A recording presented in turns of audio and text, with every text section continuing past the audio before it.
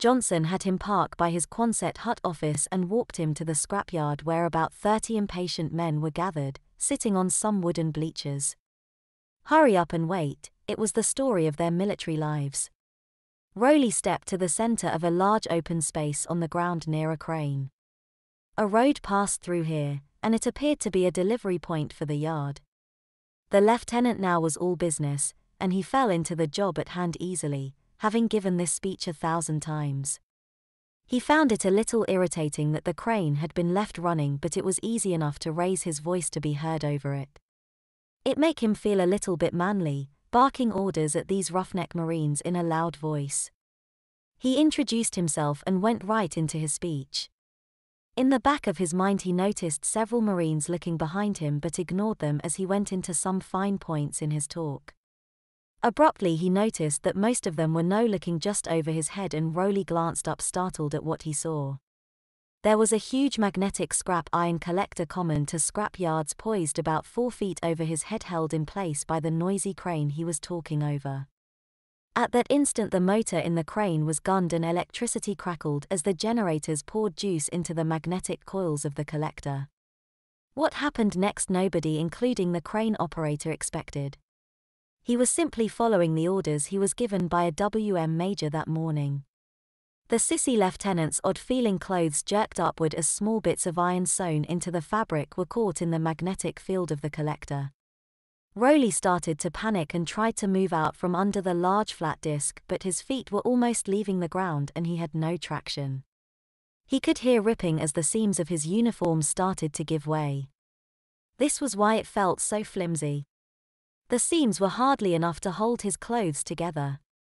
Without warning, his shirt was ripped off of him in a loud shearing ripping sound, and as he was reaching up over his head to grab at the ascending cloth of his shirt, his trousers gave way and flew into the air in several pieces.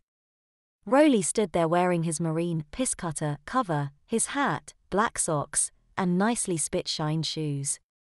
And his frilly Sissy undergarments. All of his outer clothes were ripped off, leaving him standing in front of his audience.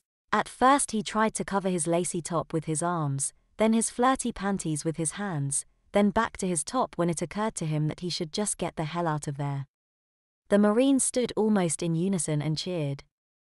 One man who was eating a bologna sandwich had the presence of mind to throw it at Rolie.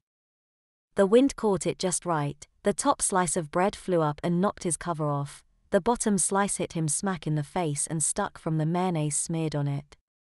Frantically Rolie wiped it off his face as he ran for his van. Unfortunately for him, the bleachers were between him and the van. The Marines were quick to seize the moment. They had an officer who was out of uniform, without rank, and dressed up like a Shanghai whore. Anyone could claim they didn't know he was an officer and probably get away with it. Rolie didn't make it past the men and was passed from one to the other as they grabbed and rubbed his tits or pinched and swatted his panties and said lewd and filthy things to him. As it was, it could be explained away as just a college prank. Something he could bluff his way out of later. Being dressed in front of so many strong, sweaty men, each reaching out to him, was something he used to fantasize about as he strutted in front of a mirror lifting his skirts, but this was different. This was beyond embarrassing.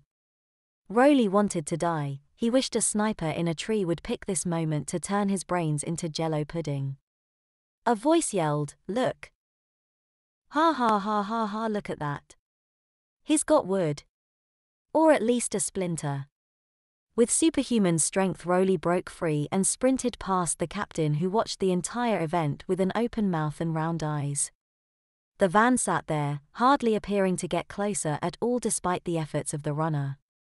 Rolie's legs moved in slow motion, taking a minute between each footfall.